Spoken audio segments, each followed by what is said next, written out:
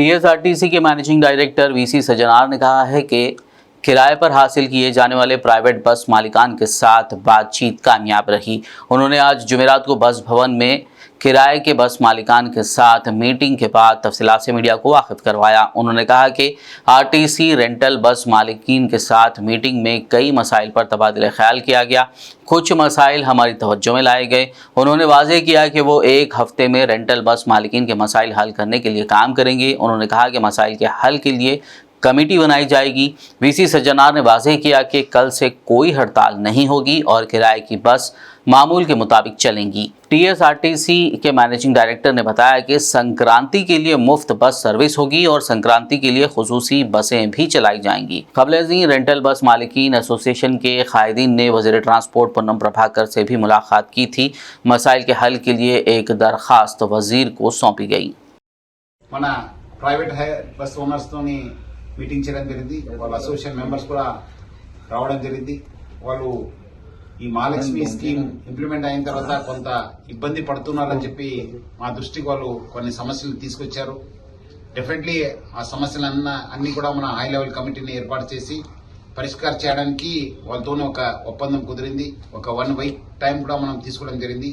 So వాళ్ళు యథాస్థితి రేపటి నుంచి కూడా వాళ్ళు బస్సు నడుపుతాను అని చెప్పి వాళ్ళు హామీ ఇవ్వడం జరిగింది. సో ఎటువంటి సమ్మె కానీ ఏం లేదు. యాజమాన్య దృష్టిలో కూడా ఆ సమస్యలు ఉన్నాం. ఎందుకంటే మన బస్సులో కూడా ఆ సమస్యను మనం ఫేస్ చేస్తున్నాం. అవి కూడా మనం కన్సిడర్ చేసి మనం సైంటిఫిక్ గా మనం వర్కౌట్ చేసి డెఫినెట్లీ ఈ యొక్క సమస్యని పరిష్కారం చేయడానికి యాజమాన్యం కృషి చేస్తుంది. కొంత ఎందుకంటే వాళ్ళకు ఈ కేఎంపీఎల్ పెరుగుతుంది, కొంత మన మెయింటెనెన్స్ కాస్ట్ పెరిగింది, కొంత టైర్స్ మనము యూసేజ్ ఎక్కువ అయిందని చెప్పి, అదేవిధంగా కొంత ఇన్సూరెన్స్ కూడా మనకు కొంచెం ఇబ్బంది అవుతుందని చెప్పి కూడా వాళ్ళు మా దృష్టికి తీసుకురావడం జరిగింది.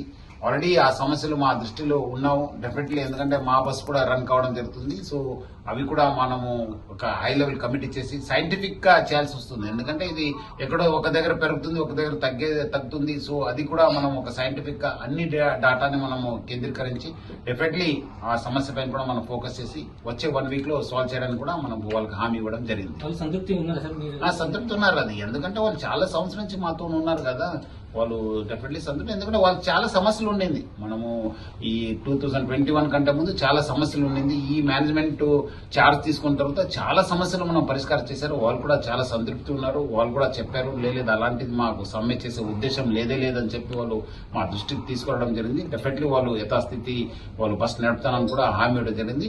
సో ఈ సమస్య పైన డెఫినెట్లీ మనం ఒక కమిటీ ఏర్పాటు చేసి మనం డెఫినెట్లీ వీల్ వర్కౌట్.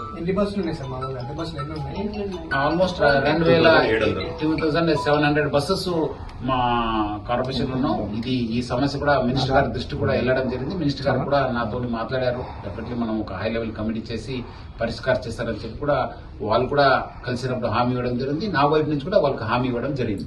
రోజులు గడుస్తున్న కొద్ది అద్దె బస్సులు కొద్దిగా తగ్గుతున్నాయి కదా, 3000 చేంజ్ ఉన్నవి ఇప్పుడు దాదాపు 2000 చేంజ్కి వచ్చాయి కదా.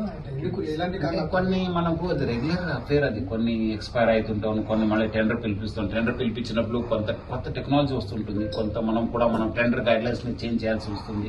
వాళ్ళు కూడా కొన్ని చోట్ల డ్రైవర్ దొరకక వాళ్ళు ఇబ్బంది పడుతున్నారు. రకరకాల సమస్య వల్ల తగ్గుతున్నాం కానీ బట్ మనం కూడా మా వైపు నుంచి కూడా కొత్త బస్సెస్ కొనడం జరుగుతుంది. సో దానివల్ల కూడా మనం కూడా సంఖ్య మన ఉన్న ఓనర్స్ దగ్గర ఉన్న సంఖ్య కూడా పెరుగుతుంది. సో కొన్ని రకరకాల కారణం వల్ల ఇది ఇట్స్ నార్మల్ ప్రాసెస్ తగ్గడము ఎక్కువ కావడం. మళ్ళీ టెండర్ పిలిపించాను సిటీలో, మళ్ళీ అగైన్ రూరల్ కు మళ్ళీ టెండర్ వెళ్తున్నాం. సో ఇట్లా మనము టెండరింగ్ ప్రాసెస్ కంటిన్యూ, ఒకసారి తగ్గుతుంది ఒకసారి ఎక్కువ అవుతుంది అంతే. సార్ సంక్రాంతి పండుగ వస్తుంది, రద్దీ ఇప్పటికే విపరీతంగా ఉంది. ఎట్లాంటి చర్యలు తీసుకోబోతున్నారు? రేపు మన వాళ్ళందరితో ఆఫీసెస్ తో జూమ్ కాన్ఫరెన్స్ ఏర్పాటు చేశాను. ఎందుకంటే వాళ్ళు కూడా ఒక అభిప్రాయం తీసుకుని ఒక 1 or 2 days లో మన ఒక యాక్షన్ ప్లాన్ ని మనం రిలీజ్ చేస్తాం. లేదు అలాంటిది ఏమో లేదు, మనము అది రెగ్యులర్ గా ఉంటుంది. సో ఒక స్కీమ్ కూడా కంటిన్యూ అవుతుంది.